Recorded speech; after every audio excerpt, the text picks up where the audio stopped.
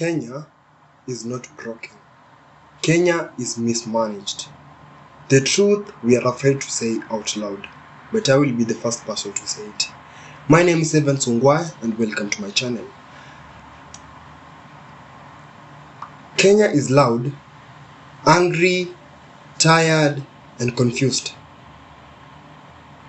And for good reason. In this video, I will break down the most controversial issues we are facing in Kenya today.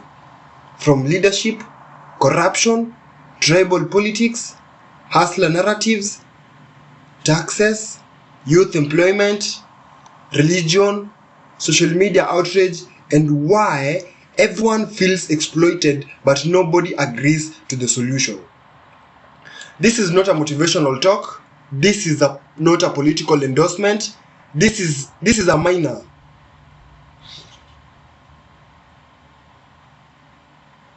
You know, I just thought like maybe video itaniweka kwa shida fulani, me talking about this. But since I said that I will be radical and I will present my ideas, and because we have freedom of speech, let me continue on. Like, you know, just know that I'm not trying to motivate you. Just know that this is a mirror. And if this video makes you uncomfortable, good.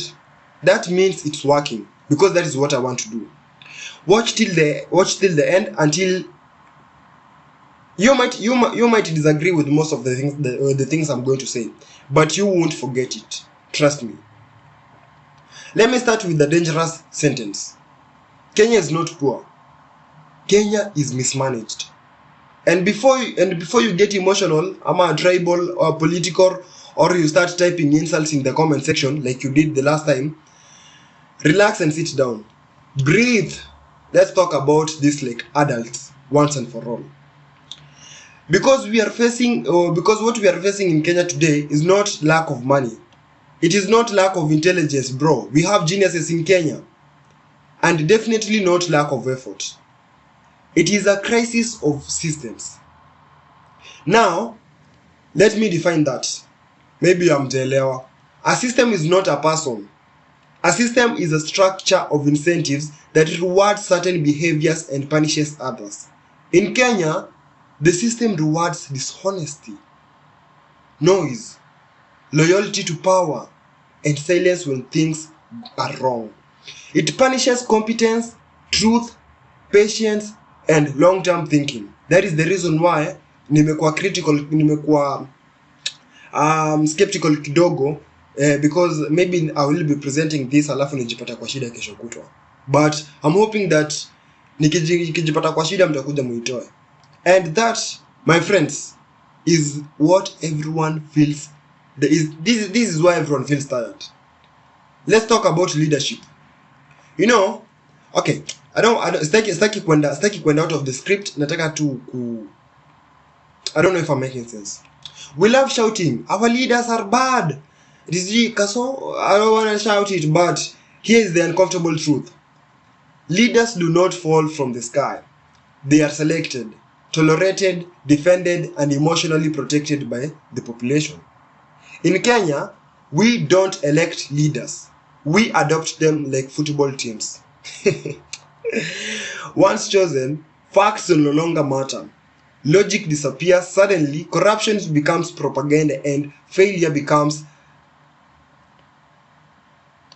They are being sabotaged. By who? That is not politics. That is fanaticism. Fanaticism means blindly loyal without critical thinking. And no country has ever developed on a blind loyalty. Wala mutafika shinda hapo. Mutafika shinda hapo. Mnataka kufika Singapore. Mutafika shinda hapo. Shindeni hapo. Because mimi najaribu kuwachanua lakini hamtaki kusubscribe down below. Let's talk about corruption. The nation anthem. We are all pretend that you know like me was get like, if you're a Kenyan, then why don't you understand the vitu za Kenya? Mbona understand rules na laws za Kenya ama the constitution of Kenya? If you're Kenyan, why don't you understand the national anthem? Like the national anthem, we all pretend to hate. Corruption in Kenya is not just about stealing money. Corruption is hiring your cousin. Nepotism is part of corruption. Hiring your cousins, your family members instead of qualified stranger. That is a big problem, especially when it comes to juzi niliona Jeff Koinange alikuwa anauliza kuna this minister, I don't want to kutaja wajina, alikuwa anamuuliza pesa zilienda wapi, 11 billion zilienda wapi, where did the money go? Ukiangalia the people wenye wako elected kusimamia some certain department, they are not competent. Why? Corruption is paying a bribe and then complaining about corruption. Corruption is clapping for thieves because they come from your tribe. Watu ni wale, tabia ni zile na watu ni wajinga. This is the channel I'm going to tell you the truth. Kama inakumbu utoke hapa. We condemn corruption loudly, then practice it quietly. Hata mimi mwenyewe nikisema hii, I practice it quietly because wakati kitu mbaya inafanyika, ni either ujoin ama usijoin, lakini kuna mtu ata benefit kutoka hapo. Unaona? Sasa mimi mwenyewe, like mimi as an individual, I have to be corrupt because everyone is corrupt. Because nothing will change. Do you get what I'm trying to say? This contradiction I'm talking about, this is why nothing changes. This is why nothing changes. And please, let's stop lying to ourselves. If corruption disappeared overnight, half of us will panic because we rely on it to survive in a broken system. This is our system in Kenya is broken. I know you might not understand what is a broken system because haujawahi experience another system, but that is social media imekupatia. Social media is just a tool to give you exposure to other systems. But the problem is that ukipata hiyo social media, ukipata hiyo internet, social media, ama umepata hiyo domenunua hiyo data, what you do is kuingia online na kuscroll vitu zenye zitakusaidia. Kuangalia wasichana wana dance na I don't really give a shit. And what I have to say before I move on. 3% of the population ikiandamana kama ni wanawake, hakuna kitu itaifanyika. Lakini 3% of wanaume wakiandamana, hiyo ni revolution. Have that in mind.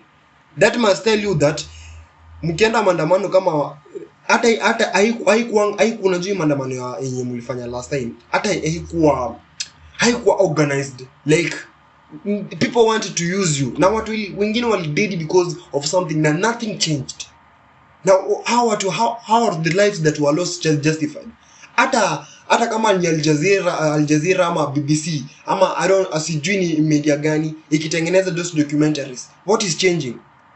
Nothing will ever change. But the moment like mbona mnaacha wanawake wanatangulia in the line? Like niliona Gen Z watu wakienda maandamano, kuna madem ndio wako mbele, wanaume wako wapi? No, madem wabaki kwa nyumba. That is the moment the government will realize kwamba I'm not trying to cause a revolution. I'm just stating, I'm just a commentator. I'm just commentating on what has been happening in Kenya. So like the moment 3% of men wameanza kuandamana kwa street, that is a revolution. Na utaona vetia gazeti kazi na rushwa. But wanawake wakiandamana na protect them. So if you want that thing to be effective, if you want to change something, eka wanaume mbele. Everything that is built, eka wanaume mbele. Mnaweza sema I'm being a misogynist, I don't really care, but that is the fucking truth. Na watu hawataki kuambia ukweli. Like especially when after this gym wanna go off topic, but this is something that I have to talk about before we continue on.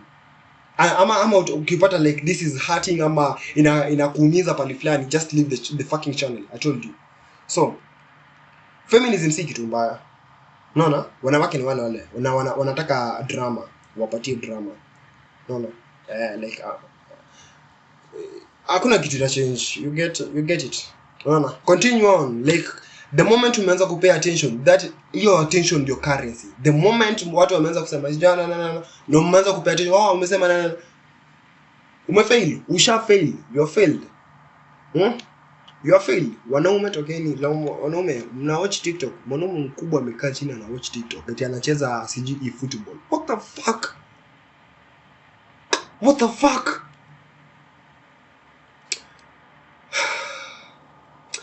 And please, let's stop lying to ourselves. Let's stop trying to lie to ourselves. If this is a broken system, I'll have to use corruption. Nitatumia corruption.